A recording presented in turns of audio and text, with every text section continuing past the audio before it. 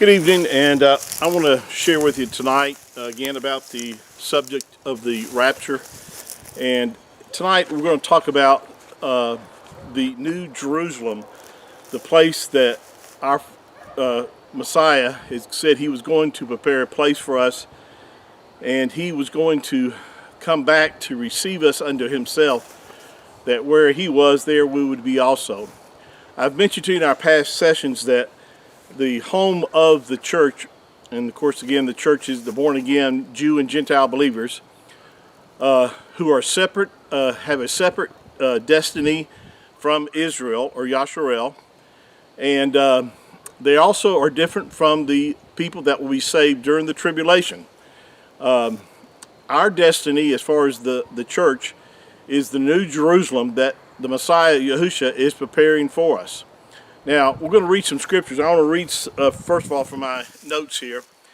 And it talks about in my notes, it says, in the millennium, that's the 1,000-year reign of the Messiah, which will take place at the second coming.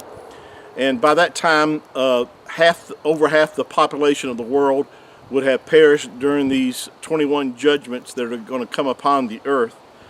The unbelievers will be taken off the earth and cast into hell at that time. This is you'll find, of course, this is an illustration of the wheat and the tares parable that the Messiah spoke about.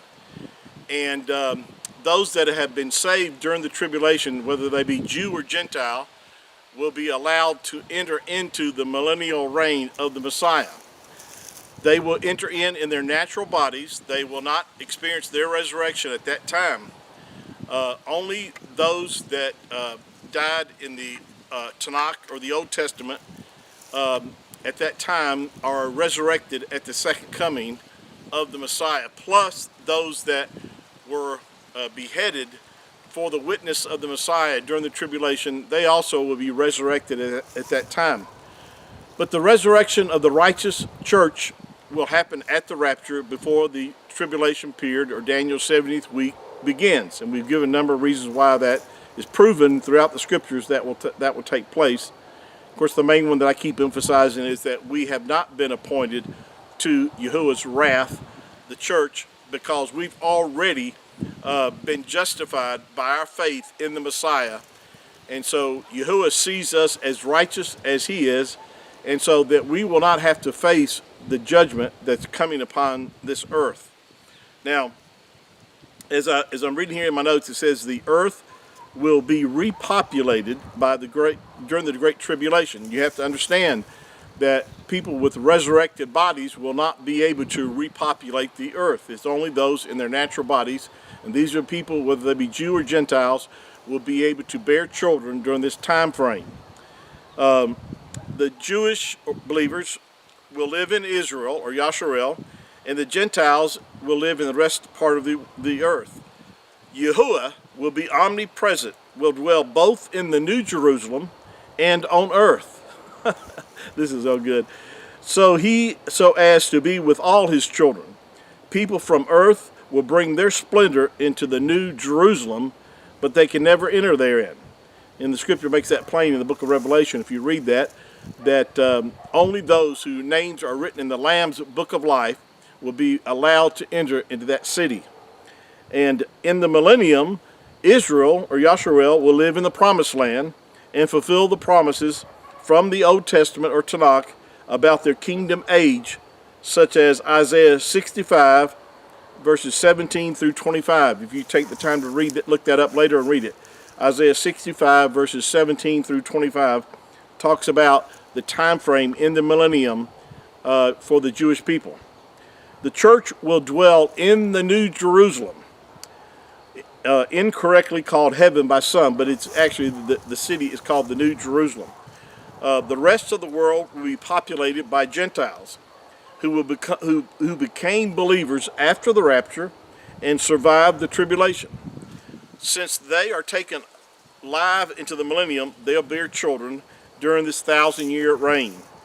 It's the offspring of these children who will rebel at the end of the millennial reign. Now, not all of them, but this is where this rebellion will be allowed to take place during the end of the millennium. If you remember that the enemy Satan is loosed out of his prison for one last time, who will tempt these people to rebel against the Messiah.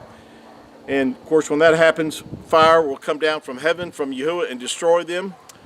And then we'll enter into eternity. And we don't really know too much about how eternity is going to be.